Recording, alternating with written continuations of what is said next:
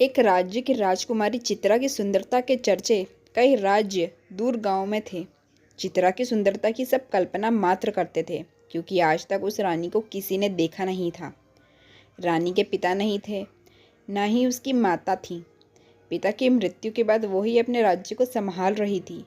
वो रोज़ एक सभा लगाती थी और उस सभा में सिर्फ उसे देखने के लिए दूर दराज के गांव से कई लोग आते थे।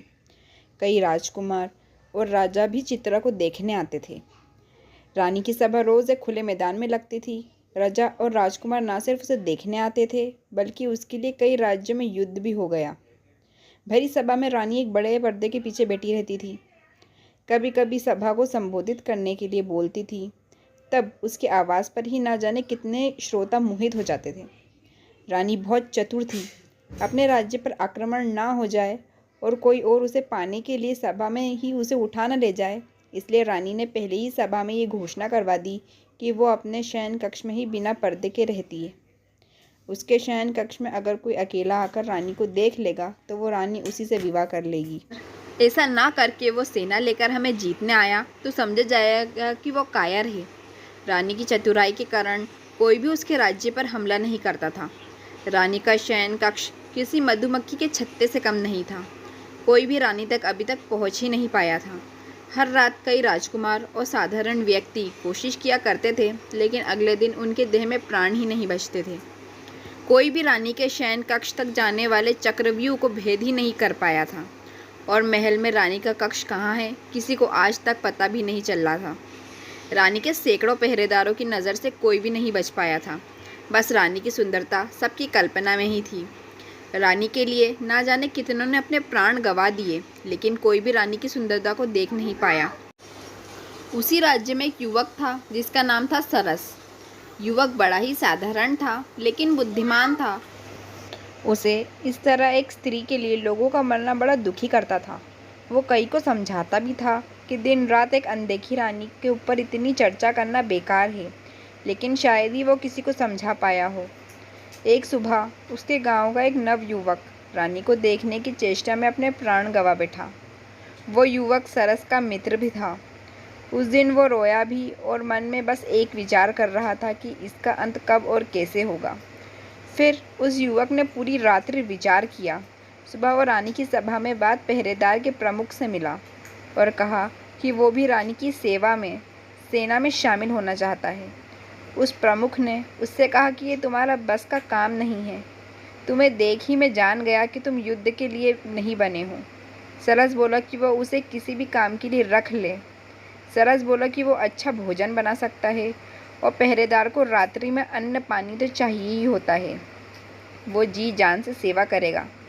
इस तरह की बातें करके वो सेना के लिए भोजन पानी का प्रबंध करने वाले समूह में आ गया। करीब 6 माह तक वो मन लगाकर सेवा करता रहा। इस दौरान रानी को देखने की चाह के लिए युवक भी आते रहे और अपने प्राण गंवाते रहे। फिर एक रात्रि लगभग 2 बजे उसने रसोई घर में खीर बनाई और सभी पहरेदारों को खीर वितरित की गई कि उन्हें सचेत रहना है, लेकिन उनसे कहा कि आज कोई नहीं आने वाला है क्योंकि रात चांदनी है और कोई मूर्ख ही आ जाएगा। सभी पहरेदार को उसने खीर खिला दी। खीर खाने के कुछ समय बाद सभी मूर्छित होकर गिर पड़े। सरस ने खीर में बेहोशी की दवा मिला दी थी। सरस अब रानी का कक्ष ढूंढने लगा। 6 माह से वो यहाँ है, लेकिन इतना सख्त पहरा और पाबंदी है कि उसे भी पता नहीं कि रानी किस कक्ष में सोती है। और कुछ समय बीत जाने के बाद सरस को अब चिंता होने लगी, क्योंकि नशे की दवा का असर कभी भी समाप्त हो सकता था। फिर उसे एक चौक में नीचे तलघर में जाने का रास्ता दिखाई दिया। वो जैसे ही उस रास्ते पर गया, वहाँ कक्ष के बाहर ही 2 पहरेदार और थे, जिसका उसे पता ही नहीं था। वो छुप गया और विचार करने लगा। फिर उसने दीवार पर अपना सिर दे मारा और उन पहरेदार की तरफ लड़खड़ाता हुआ गया। उसके सर से खून निकलता देख पहरेदार को लगा कि इस बार उन्हें भी शायद जगह छोड़ ऊपर जाकर लड़ना होगा। इसलिए दोनों अपना द्वार छोड़ लड़ने के लिए ऊपर भागे।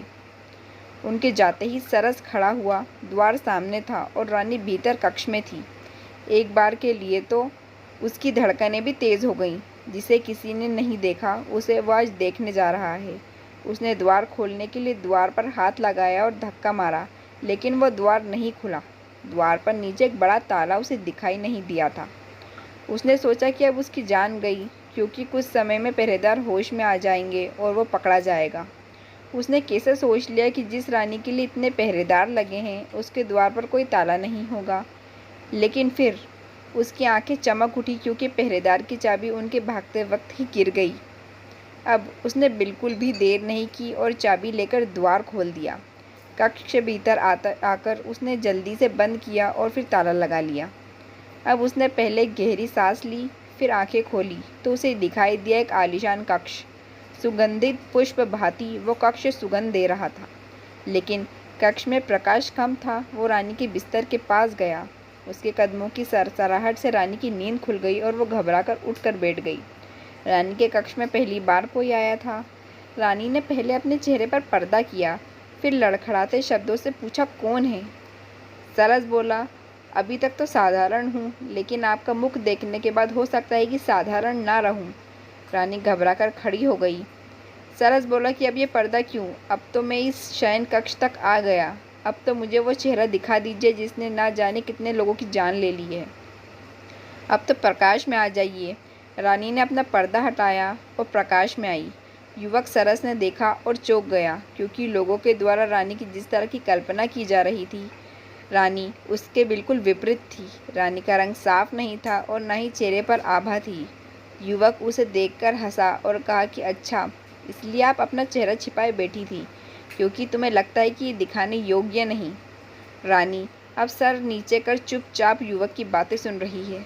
फिर रानी कहती है, स्त्री सुंदर न हो तो कौन विवाह करता है? क्या तुम अब मुझे देखने के बाद मुझसे विवाह करोगे? तुम पुरुष किस तरह की स्त्री चाहते हो मुझे पता है। ज़रा सोचो, एक अकेली स्त्री, वो भी अगर सुंदर ना हो, तो कैसे और कब तक अपना राज्य को बचा पाती? ये मेरी चतुराई है कि मैं अभी तक रानी हूँ, किसी के अधीन नहीं हूँ। सरस बोला, तुम्हारी चतुराई ने ना जाने कितनों के प्राण ले लिए, तुम्हें पता है? रानी बोली, प्राण मैंने नहीं, उनकी सुंदर स्त्री की चाह ने लिए। तुम बताओ, अगर तुम पहले ही जानते कि मैं सुंदर नहीं हूँ, तो क्या अपने प्राण की बाजी लगाकर यहाँ तक आते? तुम मुझसे विवाह करो, अपनी पत्नी की सुंदरता का भ्रम इसी तरह लोगों में बनाए रखो। तुम्हारा भी मान बढ़ेगा कि जिसे कोई नहीं पा सका उसे तुमने पा लिया। सरस कुछ सोचने लगा। उससे सोचता देख रानी ने कहा कि तुम यहाँ से जीवित नहीं जा सकते, तुम्हें वही करना होगा जो मैं कह रही हूँ। सरस मुस्कुराते हुए बोला, हाँ, मैं तुमसे विवाह ज़रूर करूँगा। रानी उसकी बात सुनकर खुश हुई, लेकिन उसकी खुशी ज़्यादा देर तक नहीं रही। सरस ने कपड़ा निकाला और रानी के मुंह पर रख दिया। रानी बेहोश हो गई। सरस रानी को उठाकर महल के गुप्त द्वार से होता हुआ पास ही के अपने घर ले गया और वहां ले जाकर उसे बांध दिया। सरस जल्दी से फिर अपने घर में राजमहल आ गया। कुछ पहरेदारों को होश आ गया था। वो भी उनसे बचता हुआ लड़खड़ाता हुआ उनके पास गया। उसने ऐसा दिखाया कि ये एक बहुत बड़ी योजना थी। खीर में किसी ने कुछ मिला दिया था, जिससे हम सभी बेसुध होकर गिर पड़े। राजमहल के मंत्रीगण रानी के कक्ष में पहुंचे। रानी वहां नहीं थी। रानी को कोई ले गया था। उन्होंने सुबह राज्य में घोषणा करवा दी कि रानी को जो भी ले गया है, हम उसे अपना राजा मानते हैं। रानी को लेकर वापस महल में आ जाए। सरस अब राजमहल में जब अपने घर वापस गया तो उसमें रानी को खोला और उसे भोजन दिया। रानी ने कहा कि तुम अब जीवित नहीं रहोगे, तुमने मुझे यहाँ बंधक बनाया है। सरस ने कहा कि अब तुम मेरी पत्नी हो, तुम्हें यहीं रहना होगा मेरे साथ, तुम्हारा यही प्रायश्चित है। रानी बोली कि वो अभी यहाँ से जा रही है। सरस ने बोला, जाओ, लेकिन जल्दी वापस आना। रानी वहाँ से भागते हुए अपने महल की ओर गई। महल पर पहुंची तो द्वार पर ही सिपाहियों ने उसे रोक दिया। रानी बोली, मैं रानी हूँ इस महल की, तुम्हारी महारानी। सिपाही उसे देख हंसने लगे। बोले, जा यहाँ से, अपनी शक्ल देख। उन्होंने द्वार पर से ही उसे हटा दिया। रानी को समझ आ गया था कि सरस ने चतुराई से उसके साथ ये खेल खेला है। रानी को किसी ने नहीं देखा है, इसलिए अब वो कुछ भी नहीं कर सकती और कोई उसे पहचानेगा भी नहीं। वो वापस सरस के पास लौट गई। सरस ने उससे कहा, आ गई, चलो अब कुछ खा लो। रानी वहीं रहने लगी और दिनचर्या के काम करने लगी। महल में अभी तक किसी को नहीं पता था कि रानी कहाँ गई। मंत्री ने राज्य अपने हाथों में ले लिया और यहीं पर हमारी कहानी ख़त्म होती है। अगर आपको ये हमारी कहानी अच्छी लगी हो तो हमारे चैनल को लाइक करें, सब्सक्राइब करें और शेयर करें।